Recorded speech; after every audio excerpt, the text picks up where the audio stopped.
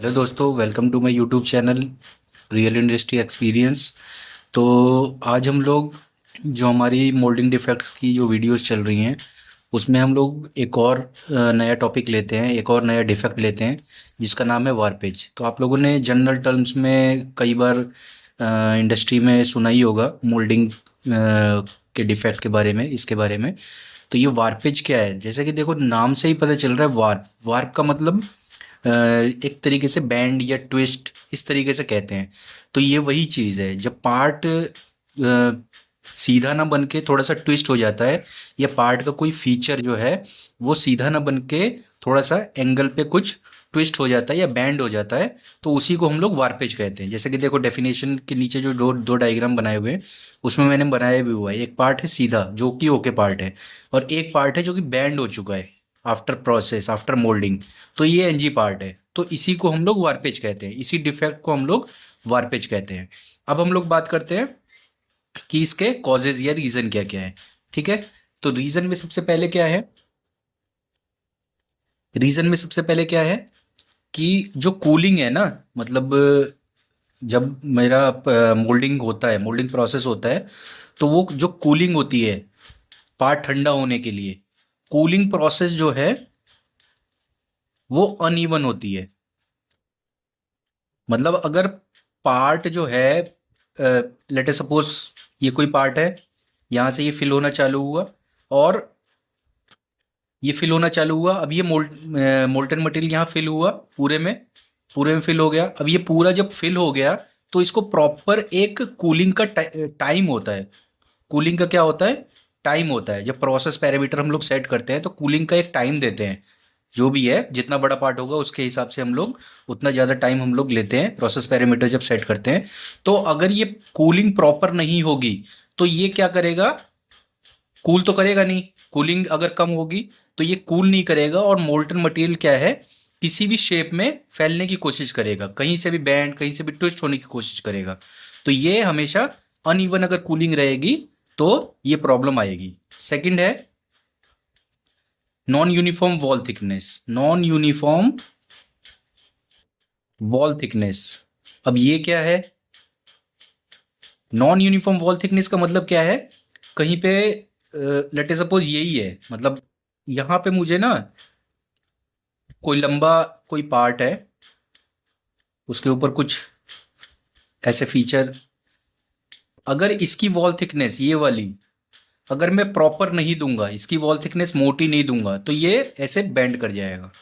ऐसे ऐसे बेंड कर जाएगा ये, जैसे कि मैंने यहाँ दिखाया हुआ है ना, ऐसे बैंड कर जाएगा। तो ये हमेशा जो वॉल थिकनेस है वो हमेशा हमें प्रॉपर देनी चाहिए। अगर मैं टॉप व्यू से देखूं तो ये कुछ ऐसा दिखेगा। अब वॉर्पेज रोकने का एक और मतलब मैं इसमें सॉल्यूशन में बताऊंगा, ऐसे ऐसे रिप भी दे सकते हैं जो हम लोग जनरली देते हैं ना वो। ठीक है, थर्ड पे आते हैं। जो स्ट्रेसेस होती हैं अनइवन या रेसिड्यूअल, जो स्ट्रेसेस होती है ना उनकी वजह से। ठीक है, तो ये भी जनरली इसी से रिलेटेड है। जहाँ पे वॉल थिकनेस कम होगी वहाँ पे स्ट्रेस ज़्यादा पड़ेगा और ये बैंड करने की कोशिश करेगा।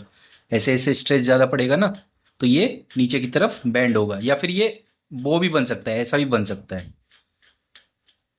ठीक है, डिपेंड अपॉन जो इसका स्ट्रक्चर कैसा है। ठीक है, तो कुछ भी हो सकता है, मतलब इस तरह की तरफ से स्ट्रेस पड़ेगा तो ऐसे बैंड हो जाएगा, इस तरफ से पड़ेगा तो ऐसे बैंड हो जाएगा।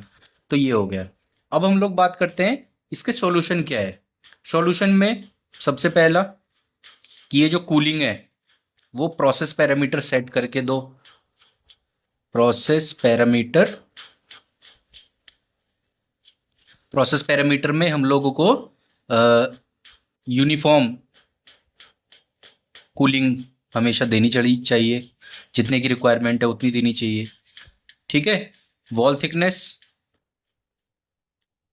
प्रॉपर होना चाहिए, कम नहीं होना चाहिए, नहीं तो वो बैंड होने की कोशिश करेगा। और ये वाली जो बात करी थी मैंने अभी, ये ऐसे ऐसे पतली पतली रिब्स, सपोर्टिंग रिब्स देनी चाहिए हमें।